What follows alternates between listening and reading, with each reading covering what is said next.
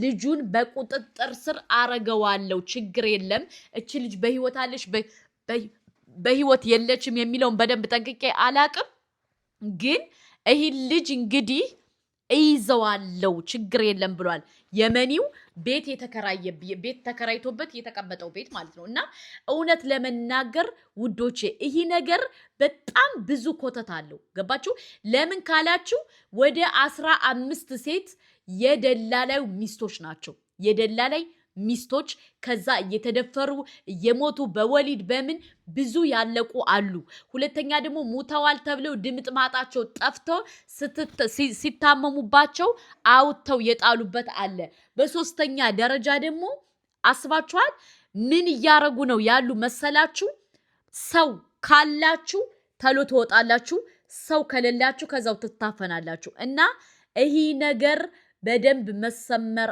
አለበት ኢመች የሚባለው በመታሰር አለበት ገባችሁ ምክንያቱም በጣም አረመኔ በጣም ሌባ በጣም አስመሳይ ነው ውዶቼ ገባችሁ ላሰማችሁ እንዲሁም እንድሪስ ያመጣው ሐሳብ ነው እየመዘዛችሁ ያለሁት እንድሪስ ሲጀመር ምንም አላለም ትክክል የተናገረው እያንዳንዳችሁ እንዲሁም እንድሪስ ያመጣው ሐሳብ ነው እየመዘዛችሁ ያለሁት እንድሪስ ባመጣው ሐሳብ ነው ትናንትና መታችሁ የዛሬ ምናምን ሺህ ዓመት አጽም ያሳያችሁ እንድሪስን ልትናገሩ አትችሉም ሀና በህይወት አለች አበቅ ይሄ ሁሉ ህዝብ የሚያወራው እኮ ስለ ሀና ነው እኛስ እሺ ለፎሎ ነው ህዝብ ለፎሎ ፈልጎ ነው ከታችሁ ነው ምንም ነገር የሌለው ሰው ህዝብ ለፎሎ ፈልጎ ነው አይደለም ፎሎ ፈልጎ አይደለም የትኛው ፎሎ ስታረጉ ደግሞ እናንተ ቀራቀምቦች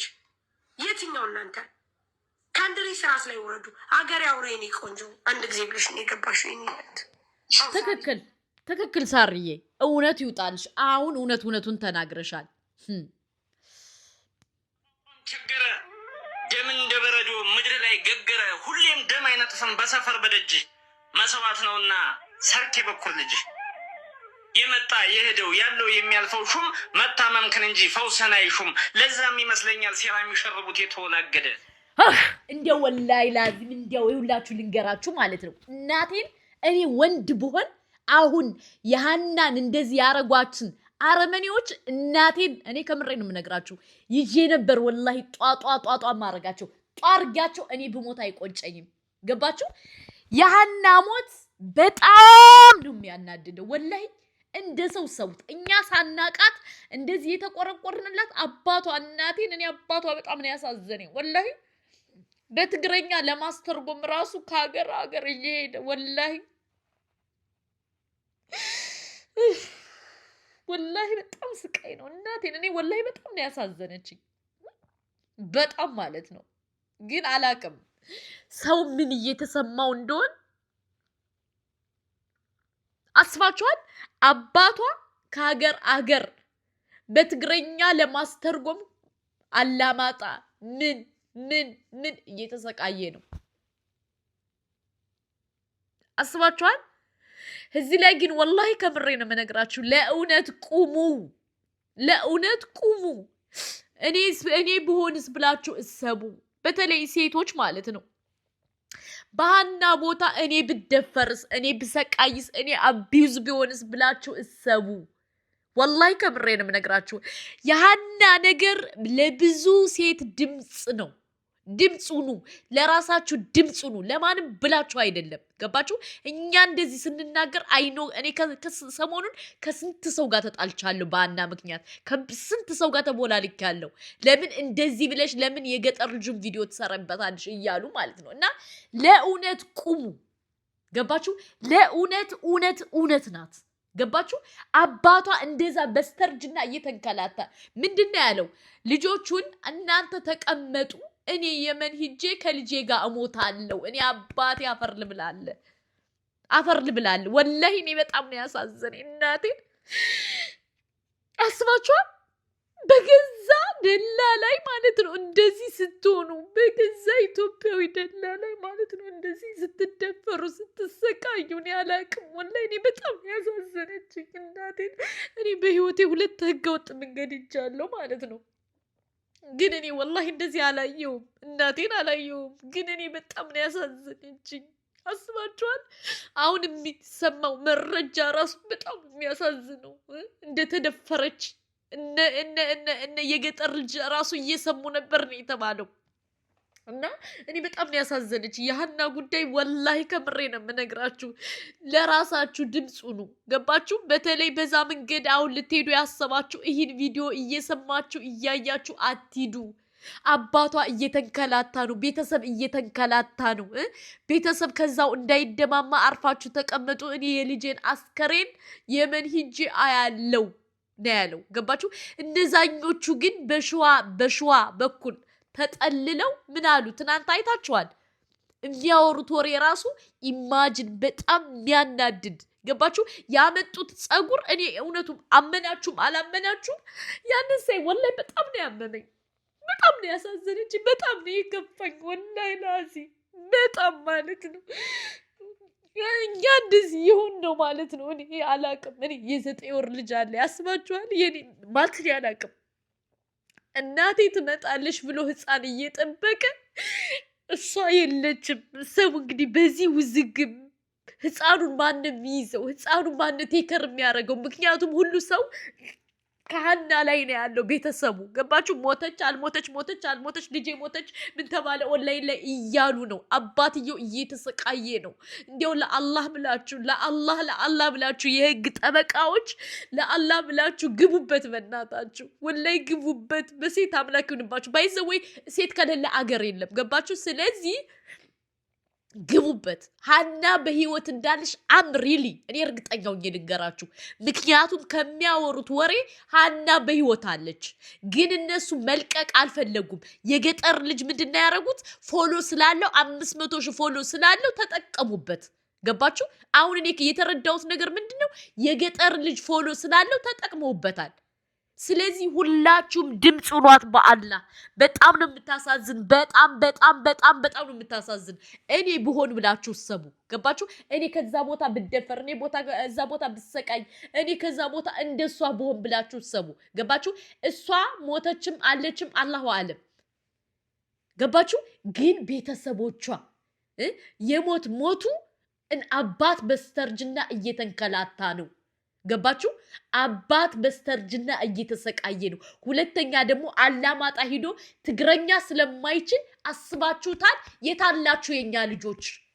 የታላችሁ የህግ ጠበቃዎች? ለምንድን ነው ለሀና ማትቆሙት እንዴ?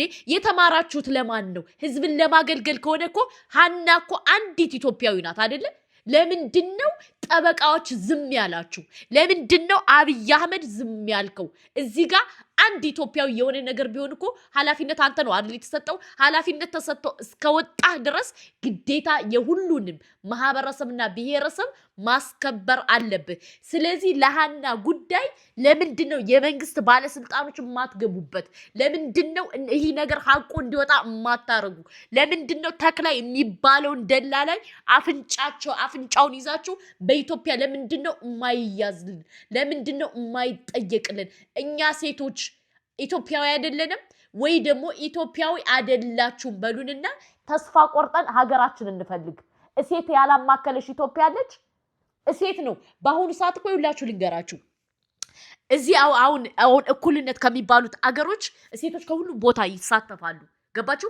እሴትን እንደዚህ አይደለም እንደ ሀና እንደዚህ አሰቃይቶ ደፍሮ ቀጥቅጦ አይደለም። እሴትን ልጅ እንደዚህ ካለ ፍላጎቷ እንደዚህ ብትነካ ፊሲቲን ነው የምትገባ ከዚህ ሀገር።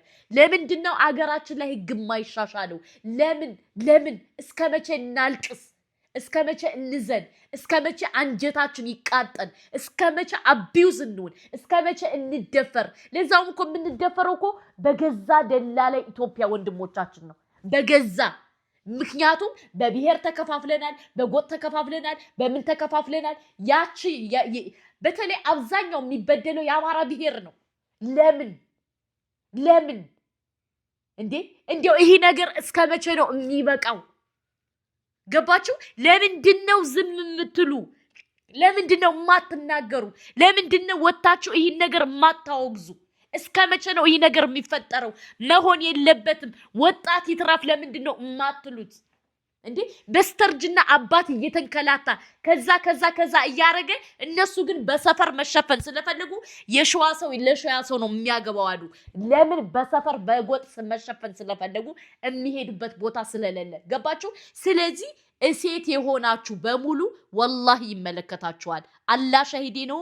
ነገ ወዲያ ዛሬ ለሃና እንደዚህ የሆነው ነገ ወዲያ ለእናንተም እንደዚህ ይሆናል። ስለዚህ ይሄ ነገር መቆም አለበት። የኢትዮጵያ ህዝብ በሙሉ እኛ ኢትዮጵያዊ ሴቶች ከሆነ ጠበቃዎች እንድትቆሙልን እንፈልጋለን። ገባችሁ? ወይም ደግሞ ኢትዮጵያ ሴቶች እኛ ለእናንተ ጠበቃ አንቆምም በሉና ንገሩን። ምክንያቱም ቀነኒ ተገደለች፣ ተፋፍኖ ቀረ። ገባችሁ? ተፋፈነ፣ ገንዘብ ያለው በገንዘብ ወጣ። ስንት እህቶቻችን ተደፈሩ፣ በገንዘብ ተፋፍኖ ዝም አለ።